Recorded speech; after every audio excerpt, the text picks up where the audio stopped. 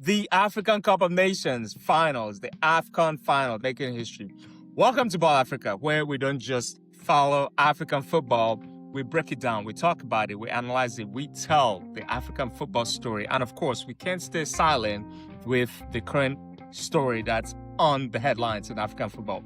Today's episode is special and focuses on one of the most controversial decisions that has recently been made in the history of football, and precisely in the history of African football, involving the African Cup of Nations final that ended a couple of months ago in Rabat, Morocco.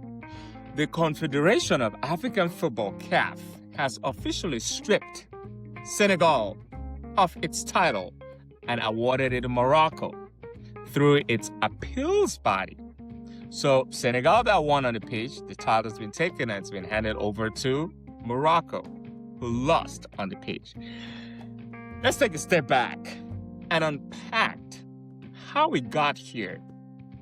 And we will try to be as objective as possible. It could be hard, but let's try and do this. In the first segment of this conversation, let's go back to what actually happened. Why is this happening? And then we'll talk about what are the next steps. But what really happened? On the field, Senegal won the final by 1-0 after extra time against Morocco. But the game was far from normal. It was not a normal game. It was very controversial. There was a lot of things that went on. It was full and packed of drama. In the closing stages, a penalty was awarded to Morocco, a decision that triggered strong protest from the Senegalese players and, of course, every Senegalese enthusiast and supporters. This was not just a protest, but a highly impactful protest that even involved supporters in the stands that went all out. They were fighting. They broke down fences. There were security officers that were called to this. The Senegalese national team players left the pitch. They went off to the dressing room, and for about 15 minutes, play was stopped. 15 minutes. Claude Leroy, Afcon coach winner with Cameroon, and popularly known in the African football circuit as Le Sorcier Blanc, which translates to the White Devil, called Sadio Mane to the side, spoke to him, whispered in his ears. We don't know what transpired, but all I know or we could see was that Sadio Mane, after that conversation, tried to bring his teammates back to the pitch. They came back, started playing again, the referee engaged the game, and of course, Senegal won. Pape Gueye scored a winning goal in the prolongation time, which is usually extra time after 90 minutes. And this secured a 1-0 victory for the Lions, the Teranga Lions over the Atlas Lions. In normal circumstances, at this point, this story should have ended. On the field, on-field decision, final. But it did not. So, hanging tight. This is where the core of this podcast, this episode, is of today. This takes us to our second part of the podcast. CAF. Why did CAF overturn the decision to award to the finals to Morocco? Morocco appealed. After the final whistle, Morocco didn't just react. They acted within the system, filing a formal protest with CAF. They challenged not the football itself, but the application of the rules. And ultimately, that decision off the pitch proved more decisive than what happened on the pitch. CAF reviewed the incident, and this is where regulation comes into play. On the CAF rules, leaving the field of play without authorization is considered a serious violation and abandonment, one that can lead to for future.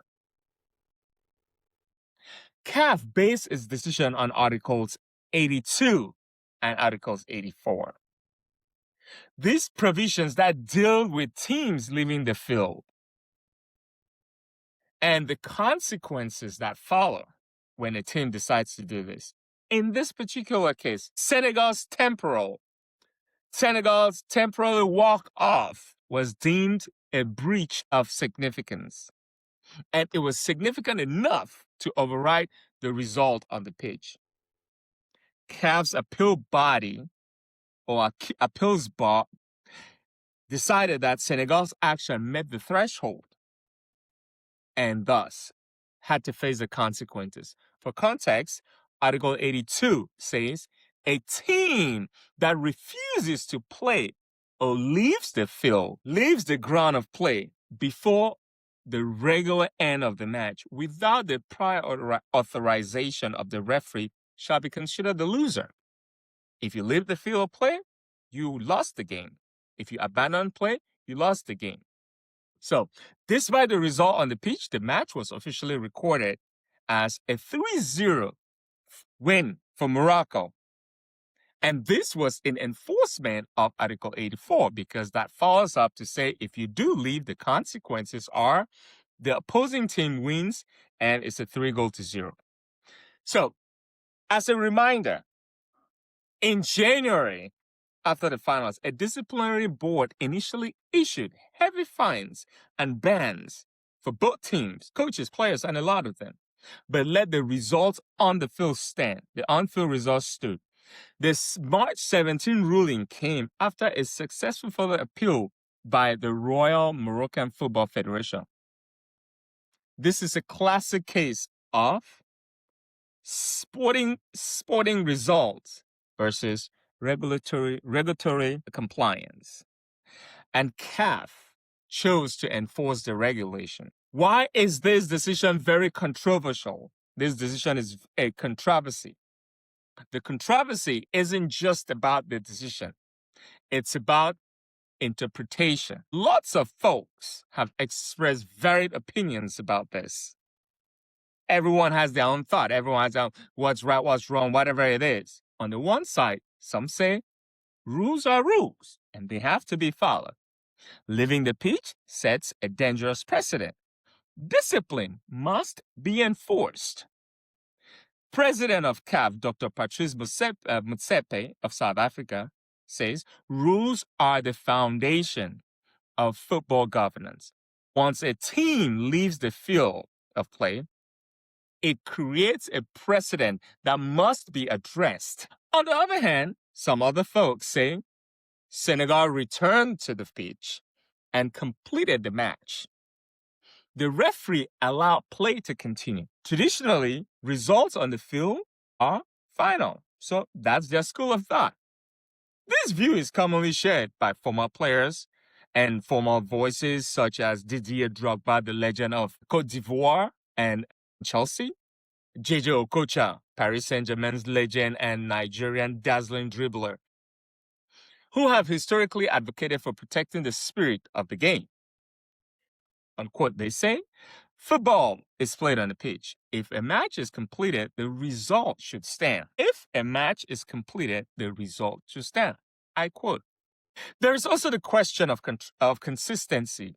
Is CAF maintaining any type of consistency in its decision-making? Have similar incidents been treated the same way in the past? That's where the debate gets to intensify. We're not going to go into that today. CAF may be technically correct, but the application of this law raises questions. Analysts and global commentators, including those from organizations like BBC Sports, Sky Sports, often take this more nuanced and neutral. Like, for example, the issue is not the existence of the rule of law. It's whether the punishment fits the context of the incident. Does the punishment fit the context of the incident? So, what happens next? What happens next? This situation is not over. Senegal has indicated it will take the case to the Court of Arbitration of Sports, the CAS. What does that mean? That means there could be 3 possible outcomes. The decision could be upheld. The CAF appeals body's decision could be upheld, awarding it to Morocco. The decision could be modified, or the ruling could be overturned. So we will have the final chapter, and we'll understand what that is. The situation, however, highlights a deeper issue in African football: the balance between governance and the game itself. How is this game governed? Because football is played on the field, but controlled by rules. For African football to keep growing globally, 3 things must be clear: transparency, consistency, trust in decision making. Transparency, consistency, and trust in decision making. This has been a special episode of BallAfrica. No noise, no bias, objectivity, just the game analyzed. If you value this kind of breakdown, make sure to subscribe to our channel. And of course, you share. We are on YouTube, we are on Twitter, we are on Instagram, we're on TikTok, and we are on Spotify. BallAfrica. Because African football is evolving, and every decision like this shapes the future. Keep your heart in the game and your eyes on the ball. This is Easy Lise, and this was BallAfrica. Ciao, ciao.